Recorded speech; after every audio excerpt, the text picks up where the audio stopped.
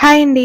ఒకరిద్దరిని చంపితేనే గాని వైద్యుడవ్వలేరు అని అంటూ ఉంటారు కదా! ఇప్పుడెందుకమ్మా ఇదంతా చెప్తున్నావు? కొంపతీసి నువ్వెవరినైనా చంపేసి డాక్టర్ అవుదాం అనుకుంటున్నావా? అని నన్ను మాత్రం అడక్కండి.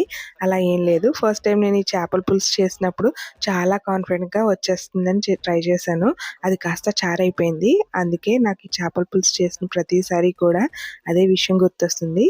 మీకిలో ఎవరికైనా ఇలా జరిగిందా? జరుగుంటే కామెంట్ చేయండి. అయినా అంటుంటారు కదా! ప్రాక్టీస్ మేక్స్ మ్యాన్ పర్ఫెక్ట్ అని. అలాగే ఆడవాళ్ళు కూడా చేసే కొద్దీ వంటల్లో పర్ఫెక్ట్ అవుతారు. నేను కూడా ఇప్పుడు అలాగే పర్ఫెక్ట్‌గా చేపల పులుసు చేయడం నేర్చుకున్నాను. అయినా చేపల పులుసు అనేసరికి ఒక్కొక్కరు ఒక్కొక్క రకంగా చేస్తారు. ఇది మా ఇంట్లో చేసుకునే పద్ధతనమాట. ఇంగ్రీడియెంట్స్ గానీ, లేకపోతే ఇందులో ఏదైనా అర్థం కాకపోతే ఖచ్చితంగా కమెంట్ చేయండి. ఫైనల్లీ నా చేపల పులుసు అయితే రెడీ అయిపోయింది. స్మెల్ అయితే గుమగుమలాడిపోతుంది. ఇంకేంటి టేస్ట్ చేసేయడమే.